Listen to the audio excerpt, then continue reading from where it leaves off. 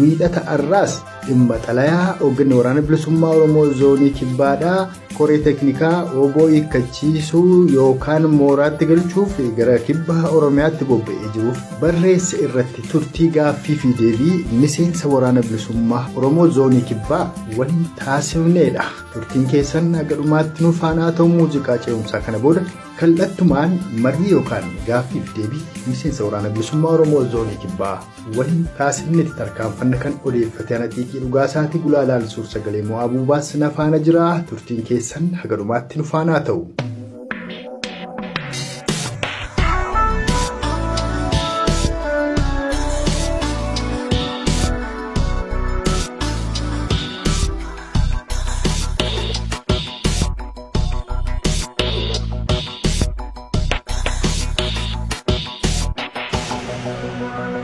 Itti aanaa hoogganaa waraana bilisummaa Oromoo zoonii kibbaa jaallee gammee dubbisee isaan ammoo siin akkan dubbisuuf gara keetti naqajeelchan. Garee jaarolee yookaan koree teeknikaadhaa kan waraana bilisummaa Oromoo mooraatti galchuu takkaa'uu hiikkachiisuu maqaa jedhuun gara kibba Oromiyaatti bobba'anii jiranii hoogganaa waraana bilisummaa Oromoo dubbisuudhaaf miidiyaattis beeksisanii turanii. San irratti guyyaa sanbata duraa hoogganni waraana bilisummaa Oromoo zoonii kibbaadhaa xalayaa qabxiilee ijoo 11 qabuu fi hubachiisa tokko gara dhumaatti ka qabu barreessaniitu koree teeknikaa sanaaf erganii galagalcha saamuu uummata Oromoo bal'aaf ka jedhu dhumarra kaanii jiru jechuudha. Haal dureen silaatii araaraaf barbaachisu kan hin guutamne ta'uu yoo qabxiileen sun guutan maleessa waraanni bilisummaa Oromoos gara araaraatti deemuu akka hin dandeenye kan ammatudha guutuunsaa. Egaa ga'ee keessan maqaa keessan dhaggeeffattoota keenyaaf ibsitanii qabiyyee xalaa sanarraa kaanaa. Egaa maqaan koo Jaatanii jedhanii miseensuma waraana bilisummaa Oromoo zoonii kibbaati. Akkuma xalayicharraa dubbiftanii agartanis addi bilisummaa Oromoos ta'ee waraanni bilisummaa Oromoo araara kanaa fudhatee jaalatee. Jaalala kanarraan kan ka'e gaafii uummataa fi gaafii mootummaatiin waajjira isaa gara biyya keessaa seensisee eega biyya san keessatti seename immoo waliigaltee asmaraa irratti ta'e sun tokkollee hojiitti hiikkachuu dadhabee hoogganoota dhaabaa, qondaalota dhaabaa, miseensotaa fi deeggartoota dhaabaa cufa manadhaatti guuranii dhaabnillee sochii dhoowwanii waraana keenya Eertiraa irraa galillee. Akkuma tattaane godhanii hooggana isaa Finfinnee jiru faana akka waliin agarre godhanii sanarra darbanii egaa waraana bilisummaa Oromoo haa hiikkatee moonaa galuu qabaa jedhanii inni gameeyyuu wabii dhabee inni amma immoo ala jiru kun wabii maal qabaa ka jedhuudha. Dhaabni obsaan yeroo dheeraadhaaf mootummaa kana eegaa ture eegas jira. Hagammaatti wanti akkana nu godhe mootummaan jedhee dubbate guddoo gadi ba'uu baatus miidhaa guddoon dhaabarra ture inni kun furama boru furama utum jedhamu heeggame sanarraan kaka'e egaa jaarolee fi abbootiin gadaa waliigaltee araaraa irra deebi'anii ilaalanii dhimma kana akka raawwatuuf koree teeknikaa kana qindeessanii gaaf 24/1/2019 ka Amboo irratti taa'ee miishoo irratti murtee wayii fudhatanii ka'anii. Eega gaafa labsiin sun labsamiiti lola gugurdaatu kibba Oromiyaati fi lixa Oromiyaatti deemaa ture. Aga sa'aatiin amma siin dubbadhu kanaatti lolli deematum jira. Keessumaa kibba Oromiyaa kanatti gujii bahaaf gujii lixaa keessatti guyyaa kaleessaallee dabalatee guyyaa har'aallee dabalatee namoota hedduu hidhanii namoota hedduu mana jalaa gubanii kaleessa mana ja'a har'a gara 14 gubanii. Biqiltuu bunaa mancaasanii kun raayyaa ittisa biyyaatii fi bulchiinsaaf nageenya koree bittinneessaa dabalateeti. Oromiyaa keessatti egaa gochaan kun deemaa jira. Bifa kanaan otoo lolli nurratti labsamee jiru uummanni keenya otoo miidhamaa jiru otoo hidhamaa jiru araarri dubbannu yookaan nagaan waliin haasofnu tokkollee waan hin jirreef lolli haa dhaabbatu namoota hidhaman nuuf haa hiikamanii ka jedhu egaa qabxiilee gara 11 ta'uu lafa keenya jechuudha. Araarri milkaa'ee akka ta'uu fi waajjiroonni adda bilisummaa Oromoodhaa kutaalee Oromiyaa hunda keessa jiran akka banamuu hoogganni isaas miseensi isaas waan hojjetuu qabu bilisa ta'ee akka hojjetu ka jedhutu jira. Ka biraan ammoo araarri kun akka waan Oromoof Oromoon walitti bu'ee qobatti ilaalamuu rakkoo Oromoon ganna 150 keessa ture gadxiqqeessuudha sun bal'atuu akka qabuudha kan inni dubbatu. Mee qabxiilee lamaan kanarratti waan jettan jedhaatii kan itti aanutti immoo dabarraa. Yaa egaa akka waliigaltee Asmaraa irratti waajjira isaa banatee akka bilisa ta'ee socho'uudha ka gaafsan dubbatamee eega biyya keessatti galanii waajjira isaa socho'ee banachuu hin dandeenye dhaabni kuni waajjirri banatee yoo aga sadarkaa cufuu aga saamuu caccabsuutti ga'anii kunilleen akka sirratu yoo araaraan akka dhufu barbaadame waajjirri dhaabas gubbaarraa kaasee aga jalaatti aga banamu ka jedhuudha. Ka biraa rakkoon kun rakkoo Oromoo fi Oromoo jidduu jiru godhanii fudhatanii rakkoon kun immoo gara waggaa 150 olii ka ta'uudha rakkoon Oromoo fi mootummaa kanaa jidduu jiru. Isa kana deebisanii amma siyaasicha fuula isaa jijjiiranii akka Oromoof Oromoo wal lolaa jirutti akka Oromoof Oromoo walitti araarsaniitti dubbatu. Dhibdeen kun dhibdee Itoophiyaa fi Oromoo jidduu jiru malee dhibdee Oromoof Oromoo jidduu jiru miti. Isa kan xiqqeessanii akkasitti ilaaluu fi ija tuffiitiin ilaaluu fakkaata waan ta'eef inni kunis akka akkasitti fooyya'uudha ka qabxii kanarra taa'ee egaa haalli kun immoo jabaateetumaa itti fufee jira. Haalli saamiinsaa, haalli dhaaniinsaa, haalli hidhaa, haalli iraarsaa araara jechaa nagaan waan hin jirreef mootummaan kun irra deebi'ee waan kana akka ilaaluuf irra deebi'ee dubbannee turre aga kun hin ta'initti waliin haasa'uu hin dandeenyu. Lafa kanaayyuu kunoo amma fulaa cufa sababa araaratiin waraanni keenya ofirraa ittisuudhaan alatti guyyaa tokko deemee weeraree lolee hin beeku. Isa kana Oromiyaa guutuu keessatti hin beekani. Warra tukkuna waraanni bilisummaa Oromoo jiru deemee barbaada. Sababa araara kanaatiin eega gaafa labsiin araaraa kun jalqabe kaasee guutummaan guututti immoo araara kanaaf nagaa kanaaf waraanni bilisummaa Oromoo dursa kennuun jalaa goree sababa araaraa kanatti deeffatanii bakka waraanni bilisummaa Oromoo jiru cufa dhufanii qubatanii keessumaa kibba Oromiyaa kan keessatti otum jalaa goranuu gubbaan araara jedhamu koreen teeknikaa qindaa'ee dhaabbatee abbootiin gadaa dhaabbatanii namoonni dhimma kan raawwachiisan dhaabbatanii otoo kana dhaga'u mootummaan fedhii waan hin qabne bakka waraanni bilisummaa Oromoo jiru deemee waraana kan tuttuqu waan gara garaa gochuudhaan waraanni keenya aga sa'aatiin ammas hin dubbadhu kanaatti lolamaa jira. Sababa kanaan uummanni qabeenya isaa dhabaa jira, gubaa jiranii waraana bilisummaa Oromoo dhiisanii deeggartoota hin deeggartan nyaata kennitaniif waan akkasii jechuudhaan uummata nagaas iraarsaa rakkisaa jiranii. Godina Gujii lixaa kan keessatti rakkoolee hedduu dubartii gudeeduun ijoollee ganni isaanii 12 ta'an gudeeduun nama gara 13 ol ta'u gudeedanii ammallee Gujii ba'aa keessatti gara shakkisoo kanatti guyyaa kaleessaa kaasee agarraatti gochaan sun raawwatamaa jira. Kanaaf egaa haalli akkanaa otoo deemaa jiru waliigalteen araaraa kun milkaa'uu waan hin dandeenyeef mootummaan akka waan kan sirreessuuf egaa xalaan kun itti barreeffame jechuudha. Waliin haasa'uu hin dandeenyu gurraan lola dhaggeeffata akkatti teenyee waan nagaa haasofnu tokkollee hin jiruudha. Hayyee qabxiin ijoon tokko kan hin arge qabxii ja'affaarra jirudha. Innis immoo koreen teknikaa ijaaramee gariin siyaasa mootummaa irraa walaba waan hin taaneef qaamni walaba ABO fi mootummaa Itoophiyaaf hin baabsine haga ijaaramutti ka jedhudha. Hoogganni waraana bilisummaa Oromoo zoonii lixaas ammoo ibsa VOA afaan Oromoof kennan irratti gareenummaan jaarummaadhaaf deemu kun namni muraasni keessaa warra jaarummaa barbaadanidha ka jedhu dubbateera. Magaalaa Finfinneetti yeroo koreen teknikaa sun filamu jalqaba kan uummanni filate Dr. Mararaa Guddinaa turan. Dr. Mararaa Guddinaa garuu kan isaan ittiin kufan miseensi jaarmiyaa siyaasaa kamiyyuu koree teknikaa keessatti filamuu hin qabu ka jedhudha. Haa ta'uti gara dhumaa irratti obbo Baqqalaa Garbaa itti dabalan mana keessaas mormiin yeroo ka'u didaliidhuma obbo Baqqalaa keessatti hambisanii waltajjii sana akka cufan odeeffannoo guutuu qabna. Haadha siiqqee tokko bilbilee dhiyeessineerra. Mee isinoo garee teknikaa kana akkamittiin nu ibsitu? Egaa guddoo galatoomsaa fi bareedaa na gaafattee koreen kun guutummaan guututti jechuu baannee gariin warra ganna dheeraadhaaf waraana bilisummaa Oromootuyyuu xiqqeessaa olola gara toofaa turedha. Inni kun deebi'ee immoo akka walabaatti deebi'ee mootummaa kanaa fi adda bilisummaa Oromoo walitti kan hin araarsine hedduutu jira. Dr. Mararaa keessaa baasuun hin jira. Dr. Mararaa miti namoota baay'ee namoota niwutiraal ta'an keessaa baasaniiru. Isaan amma jiran keessas warri niwutiraal ta'an hin jiran jechuu kootoo hin taane namoonni qubaan lakkaa'aman hedduu isaanii rakkoo mootummaan uummata Oromoo irraan ga'u kanaaf ilaalcha otoo hin kennin waraana bilisummaa Oromoo akka hiikkatee kaambitti galu gochuu fi mootummicha gammachiisuudhaaf adda durummaa warra tattaafatantu keessa jira jechuudha. Fakkeenyaaf lola guyyaa dheengaddaa gaaf 12 godina Booranaa magaalaa Hiddii lolaa irratti taasifametti raayyaan ittisa biyyaa jedhamu uummata nagaa nama wal fuudhee galu misirroo 2 fi nama 4 ka biraa fulaa tokkotti ka fixe waa'ee sanaatuyyuu otoon kaasin gaddi nutti dhaga'ameera otoon jedhin uummata nagaa magaala keessatti kan motoriin deemu ka cidhaa galu ka kilaaksi gochaa muuziqaa hiisisaa deemu rasaasatti baasanii rasaasa 2-2 namoota nagaa ajjeesanii isa kanaafuyyuu tokkollee hin dubbanne.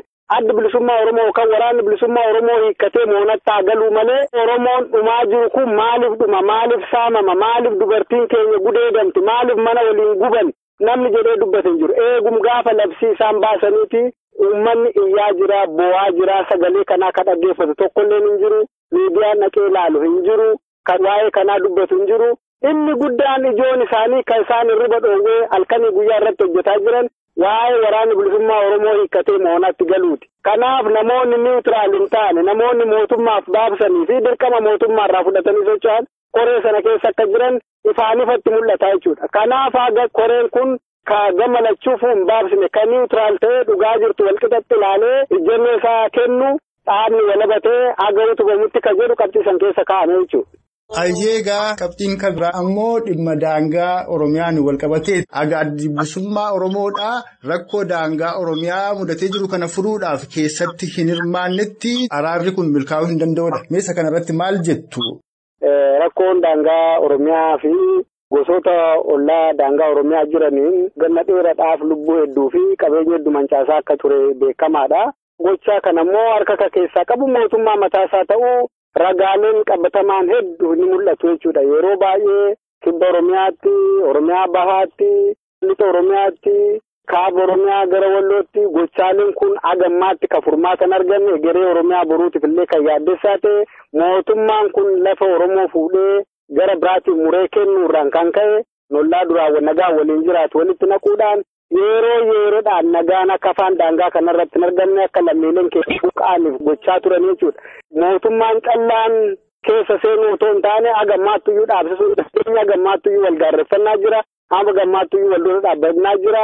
Fakkeenyaaf amma ka lixaa kun haa qabbanaa'u malee gara kaaba Oromiyaa gara Walloo Kamisiitiin agammaatti deematu jira jechuudha. Ka biraas dhaabbate jechuu hin dandeenyu. Guutumaan guutuutti rakkoon kun furameera jechuu hin dandeenyu.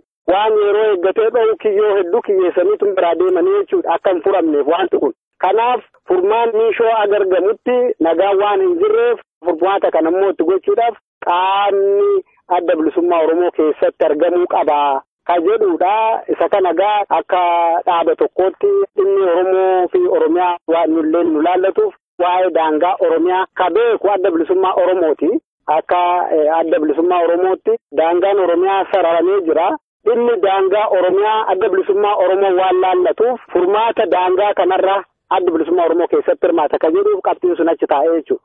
Oromoonni magaalaa Gimbiitti koree teeknikaadhaa gara sanatti bobba'anii Abbaa Gadaa Bayyanaa Sanbatoo akkasumas obbo Baqqalaa Garbaa fi warra isaan waliin turan kan isaan gaafatanii yeroo raayyaan ittisa biyyaa shamarranii fi hawwan keenya gudeedaa jirutti yeroo daangaan Oromiyaa kana hundumaa cabaa jirutti akkasumas yeroodhuma ilmaan abbaa tokko boolla tokkotti awwaalamaa jiranitti yeroo cidarratti misirroonni raayyaa ittisa biyyaan dhumaa jiranitti akkamittiin dhimma araaraa kana dubbattu isin wabiittamii ta'uu dandeessu dubbima kanayyuu hin dubbatinaa ka jedhu kaase uummanni Oromoo yaada uummataa kanaa fi yaaddoo isin qabdan ol bira qabiitii waan kaaftu yoo jiraate. Baay'ee gaariidha rakkoo deemaa jiru uummanni Oromoo isin argaa mootummaan kun nagaa kan feene gochaa inni raawwataa jiruu fi dhaaba kanatti keessaa baasuudhaaf yookaan gara baddiitti oofuudhaaf yaaliin hin godhin hin jiru. Waraana bilisummaa Oromoo fakkeessanii uummata saamaa turanii fakkeenyaaf lixa Oromiyaatti gara baankii 17 saamamee jedhanii miidiyaa of harkaa qabanii lallabaa turan. Baankiin kun magaala walakkaa jira. Magaala kanammoo Admaa Battaanyeessa jedhamu yookaan Koree Bittinneessaa fi raayyaa ittisa biyyaatu marsee jira. Baankiin 17 yoo saamamu namni du'e namni madaa'e tokkollee hin jiru. Namni qabame tokkollee hin jiru. Baankiin kun waardiyyaa qabaa yoo xiqqaate qawwee 2 haga 3 teega. Waardiyyaan tokko otoo qawween dhukaasin qaamni saamuu dhaqes otoo qawween dhukaasin adda bilisummaa Oromooti isaanii jedhanii miidiyaa harkaa qabaniin dubbataa jiru jechuudha. Kanarra darbanii egaa maqa xureessis maqa balleessin karaa dabballoota isaanii fi karaa miidiyaa harkaa qabaniin akkuma itti fufetti jira jechuudha. Otoo gochaalee akkasii uummata keenya irratti raawwataa jiranu uummata nagaayyuu deeggartoota ABO'ti jechuun otoo rakkoo akkasii irratti raawwataa jiranu waraana keenya Eertiraa irraa galee irratti gocha akkasii raawwataa otoo jiranu hoogganoota qondaalotaaf miseensota otoo hidhanuu otoo kaamsanuu isa kanaan koottuu galii jechuun xuruuradhuma qopheessanii itti oofuu jechuudha waan ta'eef wabii tokkoyyuu waan hin qabneef waraanni bilisummaa Oromoo amantaa tokkollee mootummaa kanarraa waan hin qabneef qabxiin kunis taa'ee uummanni Oromoos kana beekee kana dubbataa jira jechuudha. Kanumarraa osoo hin fagaatiin kan kaasuu barbaadu guyyaadhuma kaleessaa kana kan godina Wallagga Lixaatti uummanni Oromoodhaa koree teknikaa kana gaafate. Kanaan dura yeroo obbo Jawaar Mohammadii fi obbo Baqqalaa Garbaadhaa gara lixa Oromiyaa dhufanii magaalaa Najjootti, Gimbiitti, Naqamteetti, Dambidoollootti hawaasa walitti qabanii rakkoo keessan dubbatadhaa, rakkoo keessan barree mootummaatti dhiyeessinee furraa jedhanii waltajjii banaa godhan uummannis dhugaatti fakkaateetu waan garaasaa keessa jiruuf rakkoosaa ibsate. Haa ta'u malee obbo Jawaarii fi obbo Baqqalaan rakkoo uummataa deebisuun iyyuu haafuuti. Oromoota guyyaasa waltajjii irratti dubbatanii yeroo ammaatti mana hidhaa magaalaa Adaamaa fi Xoolleef bakkoota hin beekamne danuutti gidirfamaa jiran gariin immoo ajjeefamanii fi maaliif ta'e kun jedhanii gaafataa hin jiranii.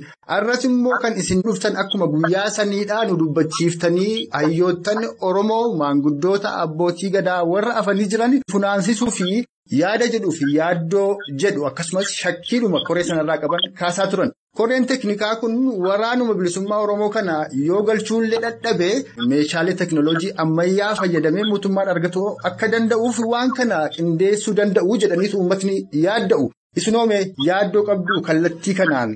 Baay'ee gaariidha. Akkuma tuukaaftee gaafsanaa obbo Baqqalaa fi obbo Jawaar Mohammad gara lixaa deemanii uummanni bilisa ta'e akka dubbatu rakkoo fi qaban akka ibsan dhidhiibanii keessaa baasanii namoonni guyyaa san waltajjii sanarratti dubbatan cufa isaanii guuramanii gaafa hidhaman obbo Jawaar fi obbo Baqqalaa kunneen dubbanne agammaatti waa'ee sanaa hafuuran baafanne jechuudha. Yoo kana isaantu dudubbisee hidhuudhaaf akka deemametti uummanni illee fudhatee ammallee warreen kana ija shakkiitiin ilaalaa jira jechuudha. Lixa Oromiyaas ta'e guutuu Oromiyaa keessattuu namni waan san hordofaa ture warra kanaayyuu ija shakkiitiin ilaalaa jira.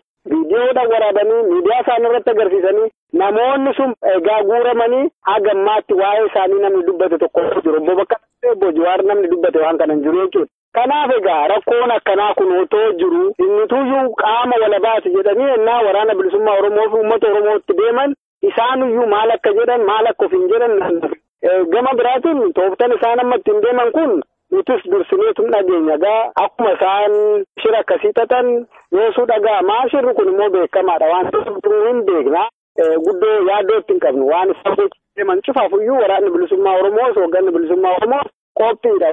Kanaaf qoreen kuniyyuu deebi'amee keessaa ilaalamuu ka jedhamuuf rakkoolee akkanaatis namni guyyaa boofa argee galgala quncee sodaataa akka jedhan waan Wallagga irratti gaafsanaa obbo Jawaarii fi obbo Baqqalaan godhan laallee gareen wabiin waraana bilisummaa Oromootiyyuu maalinni kan nama jechisiisullee gaafii keessa nama galcha. Kana callaa miti egaa yoo namni dhumu yoo namni hidhamu maaf hidhamu namni hin jenne waraana kanannaa uummata Oromoo irratti bobbaasanii fixaa jiran yoo qabeenya barbadeessan mootummaan namatoo araara dubbachaa jirra maaliif kanan dhaabne jedhee mootummaa qaamni gaafachuu hin dandeenye qaamni adda bilisummaa Oromoo waraana bilisummaa Oromoo callaa irratti xiyyeeffate kun hagam amansiisaadha.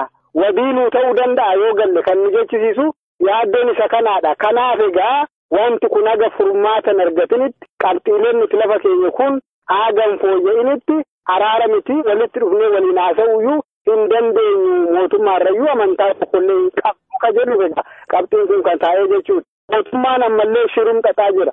Uummatni walitti guuree qotee bulaa walitti guuree daandirraa nama walitti guuree waraana bilisummaa Oromoo 1,000 gale 800 gale jedhee waraanni kun eessayyuu gale achii gale ajajni isaa eessa zoonii kamirraa gale ka jedhu hin jiru. Waraanni bilisummaa Oromoo araara fudhateetti gale jechuudhaan miidiyaa of harkaa qabaniin uummata kana afaan faajjessaa jiru jechuudha. Waraanni bilisummaa Oromoo loon ta'ee abbumta arge oofee moonatti galchuu hin danda'u. Tartiiba qaba, seera qaba, naamusa qaba, akkasumaan akka loonii oofamee hin galu. Haal duree kaawwatee garaagarummaa isaan jidduu jiru qaama walaba ta'e jidduu taa'ee haasa'ee malee koottaa galaa jedhanii akkuma nama cufanaa loon jalaa banee yaasee deebisee galchuutii miti waraanni bilisummaa Oromoo. Ayyee dhugaa dhagaa uummanni Oromooyyuu waraanni bilisummaa Oromoodhaa waan ba'eef qabaa kaayyoo qabaa calluma jedhee gala osoo hin ta'in kaayyoo isaa sana galmaan ga'ee yookaan ammoo kallattii ittiin kaayyicha galmaan gaatu xurree saaqqateetu galuu qabaa jedha. Kun ejjennoo waraana bilisummaa Oromoo waliigalaati. Fakkeenyaaf ollaadhuma keenyatti yeroo rakkoonni Sudaan Kibbaa fi Kaabaa gidduu ture warri biyyoota dhiyaa gidduu galaniitu waraanni Saawus Sudaan yookaan SPLA osoo hin hiikanne waraanni Sudaan kaabaa osoo ittiin dhanne gargar fagaatanii ta'aniitu ganna 5 booda filannoon bilisaadhaa uummataaf kennamee uummanni hireesaa ofii murteeffatee biyya isaa Sudaan kibbaa kana ijaarrate. Waraanni guyyaa sanaas irraa waraana Sudaan kibbaati jechuudha. Kan isin qabsaa jirtan uummanni Oromoo hireesaa ofiin akka murteeffatu erga ta'e haraara yookaan mooraatti galchuu innumti jedhu kun maaliif barbaachise? Waraanni bilisummaa Oromoo Oromiyaa keessa jira. Raayyaan ittisa biyyaa bakka waraanni jiru osoo hin geenye filannoon bilisaa geggeeffame hireen uummata Oromoodhaa akka uummata Oromoon murtaa'uuf silaatii osoo ta'e galma yaaddan yookaan bilisummaa dhugaa sana galmaan ga'uu hin danda'u laataa isa kan akkamittiin ilaaltu? Galatoomii gaafii bareeda kaaftee mootummaan kun paartilee mormituu siyaasaa biyya alaa jiran cufaaf waamicha godhee jijjiirama kadeessaa wayitiin gadi dhufnaan jijjiirama kanatti uummanni Oromoo otoo duuba isaa ilaaleen itti mirkaanee maqaa paartiitii warri walitti qabaman cuftu al-duree tokko malee fiiganii galanii addi bilisummaa Oromoo mata jabina mootummaa kanaa waan beekuuf namoota aangoorra jirantu jijjiirame malee sirnichi akkuma biyyitti waan jiruuf addi bilisummaa Oromoo amantaa waan irraa hin qabneef miila dhaabbatee dhiibbaan uummata Oromoo irraa wabiin keessanii qaama sadaffaa hin barbaachisu nuyi Oromoota aangoo qabate Oromoodha warra achirra jiru kan mootummaa naannoos kan federaalaas Oromoodha waan ta'eef afaan tokko dubbattu waliigaluu dandeessu rakkoo dhalatuuf immoo nutu wabiidhaa jechuudhaan dhiibbaa uummataatu adda bilisummaa Oromoo keessa galchinaan immoo filannootti hirmaatee karaa nagaatiin biyya keessatti qabsaa'uu isa jedhu inni kun yaada eebbifamaadha. Akka silaa yaadame hin taane akka dhiibamee keessaa ba'uuf dhiibbatu dhalatee jaalalaa fi kabajaa uummanni Oromoo adda bilisummaa Oromootiif qabu uummanni Oromoo gochaan agarsiise ba'ee inni kun mootummicha guddoo rifaasisee akka isaan eegan hin taane kanarraan kan ka'e amma yaaddoo sanaarraan akka waraanni bilisummaa Oromoo kun hiikkatu gaafa hiikkate immoo akka ofii barbaadan gochuudhaaf kan yaadameedha. Kana kan warra Sudaan kibbaa sanaan garaagarummaa guddoodha qaba. Qaama sadaffaa kan jedhame uummata Oromooti. Uummanni Oromoo kun hiree hin argamne. Guyyaa labsii araaraa dabarsan san qaamnarraa koree teeknikaa keessa jiru namni tokko Ayyudureen adda bilisummaa Oromoo Jaal Daawud Ibsaa waraana galaa jedhee labsuu qaba galma kan keessatti jedhe guyyaa 20 keessatti akka galu ammaan kana labsuu qabaa jedhe ammaan kan galuu qaba jedhanii labsuu qabu jedhe ammaan kan ammaan kana jedhanii ammum kana wanti galu hin jiru waraanni bilisummaa Oromoo waraana gannaga kanaa bosona keessa jiru waa hedduu qaba guyyaa 20 keessatti akkamitti gala hin danda'amu namni gabaa dhaqeeyyuu akkatti galu beeka isa gannaga kanaa bosona keessa jiru dhiibnan ani qabsoo fidee biyyaan ga'e isinitti kenneera kanaaf dhimmi waraana bilisummaa Oromoollee uummata Oromoo fi abbootii gadaa Oromoo laallata isaanitti kenneeraa jedhedhaan uummata Oromoo mariisuuf nama waan kana irratti waraana bilisummaa Oromoo irratti jennu uummanni Oromoo qabu hin laalle waraanni bilisummaa Oromoo kun boru maal ta'a hin jenne waanum kadeebsaa waan fakkeessii uummata nafan faajjessanii otoo uummata Oromoo hin mari'achiisin waraanni bilisummaa Oromoo hiikkatee moonaa haa galu waan baay'ee haamileessu tuqummoo gochaalee waraanni bilisummaa Oromoo raawwateef mootummaan dhiifama godhaaf gaafa moonatti galanii jedhe maal yakkeetu waraanni bilisummaa Oromoo uummata isaatiif qabsaa'e uummata isaa bilisoomsuuf qabsaa'e maal yakkeetu dhiifama gaafata taslaaq dhiifama gaafatu maleeyyuu ka qabeenya uummata Oromoo saamsisee uummata Oromoo ajjeesee uummata Oromoo dararee mana hidhaatti fixee ficcisiisaa ture qabeenya Oromoo saamee saamsisiisaa tureeyyuu silaa nu dhiifama gaafachuu malee nutu uummata kanaaf qabsaa'e nutu uummata kanaaf dheebite nutu uummata kanaaf dhiige jedhu kanaaf gochaan amma deemamaa jiru cufti gochaa shiraate araarri kunis araara qulqulluu miti qulqullina hin qabu qaamni walabaa keessa hin jiru namoota dhiibbaa mootummaatiin socho'antu baay'inaan keessa jira namoonni niwutiraal ta'an namoota xiqqoodha kanaaf wabii tokkoyyuu mootummaa sanarraa hin qabamu waraanni bilisummaa Oromoos mirgaree murteeffannaa Oromoo mirkaneessuudha. Uummanni Oromoo bilisa ta'e akka jiraatu uummanni Oromoo mirgaree murteeffannaa isaa ofii isaatiin akka murteeffatudha. Carraa kanaaf uummata Oromootiif hin kennine amma deebisanii ukkaamsuudha. Oromummaayuu irraa mulqanii Itoophiyummaa jalatti deemsisuudha. Gochaan amma deemamaa jiruu fi sochiin amma godhamaa jiru amma yoo ilaalamu waanum kanarraan tokkollee garaagarummaan qabu jechuudha. Kanaaf carraa dimookiraasii kan dhiphisaa deemaniif jechuudha biyyattiin san keessatti diktaatarummaadhaan gaddeemutti jira mootummaan yoo ilaallu jechuudha. Kanaaf egaa waan wabii irraa hin qabneef haaldureen kunuyyuu mee haasirratti waliin haasa'uudhaaf ka jedhuuf qabxii kana ajajni waraana bilisummaa Oromoo zoonii kibbaa baasee jechuudha. Tolee horaa bulaa dhugaadha jaalladhi Daawud Ibsaadha. Waraanni bilisummaa Oromoo boon kan uummata Oromooti kan keessanii isin fuudhaa isinitti dabarseeraa gaafa jedhan akkanaaf galutti akka amma adeemsa qoreen teknikaa kun adeemsisaa jiru akka ta'uuf natti hin fakkaatu. Warri kun hiikaa mataa isaanii waan itti kennatan natti fakkaata. Silaamee gara dhumaattan fidaa. Itiyoophiyaan impaayera addunyaa kanarraa immoo impaayeroo dimokiraatoof teessoo hin beektu haala sirna mootummaa kunuunfataa impaayera Itiyoophiyaa darbaniif amma jiru kanas yeroo ol bira qabne ilaallu. Impaayera sana keessatti mee dimokiraasiin dhufuu danda'a? Tokkollee nutti mul'atu. Biyya isaan keessatti dimokiraasiin hin dhufa jennee hin laallu. Maalifuun dhimmichi dhimma qabeenya saamuuti. Dhimma jireenya gaarii Oromiyaa irratti jiraatuti waan ta'eef adda bilisummaa Oromoo akka bulguutti kan laalaniif isa kana nurraa hir'ataadha. Rakkoon warra biyya san bulchuu isum kanaadha malee wanti biraa tokkollee hin jiru. Immoo koree araaraa fi abbootii gadaa jette kun karaa koreen teeknikaa kun gara nama 71 kan of keessaa qabudha. Shiraan keessaa yaasan namoota qulqulluu keessaa yaa'anii jechuudha. Amma gara nama 30 wayiitti galaniiru. Isaanuyyuu hin jiran keessaa ba'an. Fedhii isaaniitiin illee namoonni gallakkisan hedduutu jira jechuudha. Informeeshinii kana hin qabne. Kun kan maaliif yoo jettee waanuma tamma tuqxeef shirootuma deemaa jiraniif. Gaafsanaa Ibireen uummata Oromoo fi abbootii gadaatti kenneeraa jedhe. Uummata Oromoo guyyaa tokkollee mariisin. Waa'ee waraana bilisummaa Oromoo irratti guyyaa tokkollee mariisin. Uummanni Oromoo waraanni bilisummaa Oromoo akka hiikkatu tokkollee ka fedhu hin jiru. Hin jiru tokkollee hin jiru. Maaf jennaa kadiraatu hidhataa jira kaa. Kadiraa isa hidhateetu uummata Oromoo fixaa ture. Uummanni Oromoo qawwee hin qabu. Kanaaf uummanni Oromoo waraana bilisummaa Oromoo hiikkatu fedhu. Warri immoo kanaaf uummata Oromoo hin mariisifne. Dhaabni hidhateetu uummata Oromoo obbaasaa ba'e lixatti kibbas ka obbaasaa ba'e qaama hidhateedha. Uummanni Oromoo hin qabu. Kanaaf ajjeefama kanaaf qeessaarraa buqqa'aa jira. Kanaaf egaa isaanillee uummata Oromoo kan mariisisuu didaniif ammallee gosti biraa hidhataa jira. Waraana bilisummaa Oromoo immoo akka hiikkatu barbaadu. Maaltu duuba jira jedhee namni xiinxalu nama xiqqaan olkaa ta'utti jira jechuudha. Waraana bilisummaa Oromoo innaa hiikkatu inni kaan kan hidhataa jiruuf maaliifii jedhee namni xiinxalu jiraatu malee Oromoo keessa. Meeshaan guyyaadhaan qabama. Konkolaataa ganaatu qabama. Kaawwatoon qabamin seenaa jiroo. Eessa dhaquutti jira? Lafaan qotuutti jiranii? Lafaan qotuuf kuusaa jiranii? Isa kana uummanni Oromoo beekuu qaba jechuudha. Waraanni bilisummaa Oromoo hiikkatee moonatti hagaluu callaa miti. Uummanni Oromoo murteeffannaan waraanni bilisummaa Oromoo saddi bilisummaa Oromoo rakkoo irraan qabu. Immoo mariin kun uummata Oromoo qaqqabuu qabaadha. Murteen kun kan uummata Oromooti. Waraanni kun kaayyuu durees miti. Ka'eenyiyyuu miti kan uummata Oromooti. Kaayyuu dureen illee kan uummata Oromooti. Dhimma waraana bilisummaa Oromoo kan murteessuu danda'u uummata Oromooti. Kan jedhameef akka uummanni Oromoos bilisa ta'ee gubbaarraa haga gandaatti gadi dhufee mariisifamuuf malee ayyuunis kan jedhe akkanumatti dubbiidhum gaafsan dubbatanii koottaa galaa jechuudha fi miti jechuudha. Kanaaf sirni kun immoo haga hin jijjiiramin ittuyyuu biyya san keessatti dimookiraasii waaraniin dhufa jennee guyyaan eegnus hin jiru jechuudha.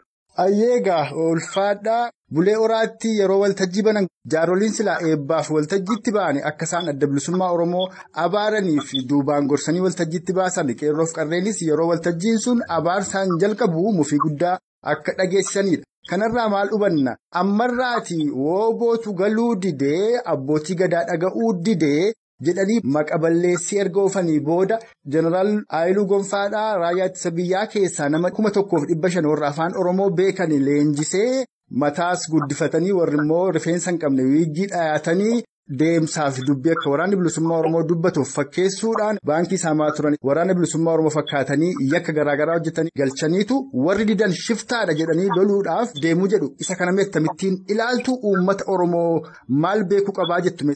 Bakka sochii waraanni bilisummaa Oromoo jirutti gochaaleen atamma kaaftuun dhaabbatumaan turanii jiru.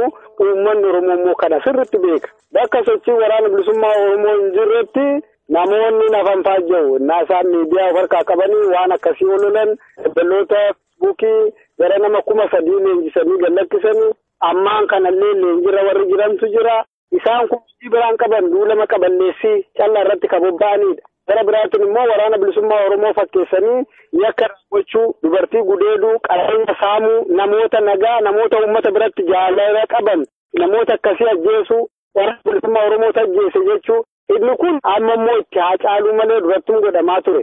Isa kanas egaa waraanni bilisummaa Oromoo naamusa inni qabu, waan inni beekaa, uummanni Oromoo illee inni beekaa jechuudha. Dabballee isaan miidiyaatti bahi akkas jedhi balaaleffadhu jedhaniin alatti uummanni Oromoo guyyaa gaaf tokko kaabattillee bahattillee lixattillee waraanni bilisummaa Oromoo akka nu godhee jedhee takkaa dubbatee hin beeku. Uummanni Oromoo waraana raayyaa ittisa biyyaa akka nu godhee raayyaa ittisa biyyaa nu saame nu ajjeese nu dhaane jechaa jira malee waraana bilisummaa Oromoo kana nu godhee hin jedhu.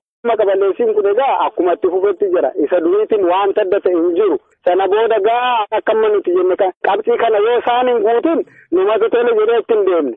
Amma abbootii gadaa didanii yoo jedhan uummanni Oromoos kanaa dhaga'u. Wabiin keenya maal otoo namni keenya dhamaa jiru, otoo qabeenyi saamamaa jiru, otoo maqaa keenya namni ajjeefamaa jiru, hidhamaa dararamaa jiru, warri biyya keessa galeeyyuu harka isaanii warri jiruyyuu kasochii hin dandeenye. Otoo immoo araarri deemaa jiruyyuu waraana nutti baasanii xiyyaaran gubbaarran jalaan tankinnitti deemanii gaafa galle immoo maal gochuuf. Kanaaf abbootii gadaa didanii rukutamuu qabu yoo jedhan haa yaalan. Takkaa irra landhaamne beeku gannaga kanaatiyyuu nimni lulan inni kun akka waan addaatti waan sodaatamu tokko illee hin qabu. Sodaas illee shakkiis illee tokko irraa hin qabu waraanni bilisummaa Oromoodha. Gudatti bula lamaa turree waan taara ta'an gadi isaan dhufan tokko illee hin jiru wal beekna akka gaariitti wal beekna. Hayyeegaa hamma waraanni bilisummaa Oromoo oboonis haa ta'u hooggannisaas uummanni Oromoos uummata araara hin jibbine araara jaallatu haa ta'u malee mariin araaraa yookaan adeemsitti deemamaa jiru kun qajeelaa akka hin taane Oromiyaafis Oromoofis Wooboofis miidhaa kan qabudha. Maleessaa waraanni bilisummaa Oromoo abbaa gadaas hin dinne uummata Oromoos dhaga'uu hin dinneedha. Gabaabaatti kanan sidirraa hubadde. Uummata Oromoo hin dinne abbootii gadaas hin dinne uummata Oromoo mariisifamuu qaba. Uummata Oromootiif carraa kennuun malame waa'ee uummata Oromoo irratti kan murteessuu danda'u waa'ee waraana bilisummaa Oromoo irratti kan murteessuu danda'u uummata Oromooti. Kanaaf uummanni Oromoo illee naa mariisifamu. Nagaa barbaadama ta'anan waraanni Oromiyaa keessaa bahee kaambii isaatti haa galu lolli nurraa haa dhaabbatu. Hoogganoota qondaalota miseensota deeggartoota mana hidhaatti guuraa jiranii hukkaamsaa jiran isaan kana gadaa lakkisan. Kanaan alatti wabii tokkoyyuu hin qabnu biyya san keessa seennee kanaaf wanti itti deemuuf hin jiru aga kun hin sirratinitti jechuudha. Kun ejjenno waraana bilisummaa Oromooti. Hayyeegaa horaa bulaa gama kun gara dhumaatti fideera qabxiilee amma kaafne irrattis haa ta'u dhaamsa waliigalaa Oromoof Oromiyaaf dhaamsa yoo qabaattan egaa akka dhaammattanan asumaan isin gaafadha. Guddoo galatoome egaa obboleessa kiyyaa dhaamsan aan uummata Oromootiif qabu waraanni bilisummaa Oromoo uummata Oromootiif bahee uummata Oromootiif lubbuu isaa jijjiirraa hin qabne kennee bosona keessa jira. Bosona keessaa wanti inni argatu hin jiru. Wanti inni qabsaa'eef tokkollee wanti galma geessu hin jiru. Haa ta'uti immoo haalli hangeera jedhamee yaalii adda bilisummaa Oromoon godhellee egaa akka milkaa'aa jiru hin jiru. Waraanni kun kan uummata Oromooti. Waraanni bilisummaa Oromoo otoo nagaan jiraate eenyuyyuu dura akka fira yaadutiin maatii yaadutiin jireenya mataa isaatii jiraachuutiin bosona keessaa bahee uummata isaatti makamuutiin namni isa dura galuu danda'u hin jiru.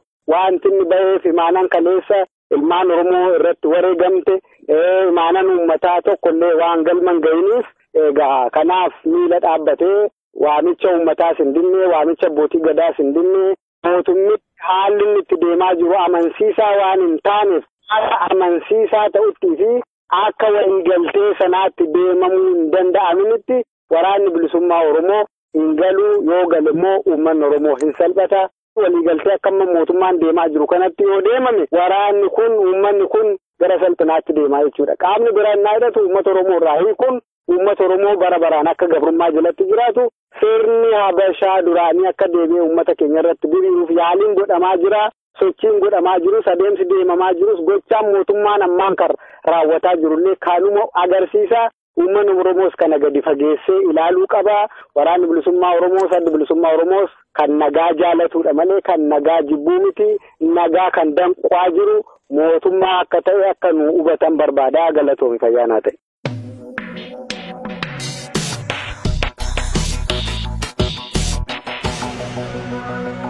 Egaan dhaggeeffattootaaf hordoftoota keenya jaallatamu dhimma marii araaraa waraana bilisummaa Oromoo hiikkachiisuu takkaa'uu mooraatti galchuuf koreen teknikaa gara lixa Oromiyaa fi kibba Oromiyaatti bobba'anii jiran ilaalchisuun xalaa hoogganni waraana bilisummaa Oromoo zoonii kibbaa koree teknikaa sanaaf barreessee galagalcha isaas uummata Oromoo fi taasisa irratti turtiin gaaffiif deebii miseensa waraana bilisummaa Oromoo zoonii kibbaa waliin taasifne armarratti obba'eera. Gara fuulduraattis dhimma marii araaraa kana ilaalchifnee qaama hawaasa Oromoo akkasumas qondaaltota waraana bilisummaa Oromoo miseensa waraana bilisummaa Oromoo qeerroo fi qarree Oromoo kutaalee Oromiyaa garaagaraa keessaa odeeffatuun yaada isaanii kan isin biraan geenyu ta'uu gamanumaan isin yaadachiisa kan arraaruma irratti obbaafneerra turtii dhufaana qabaattaniif horaa bulaa.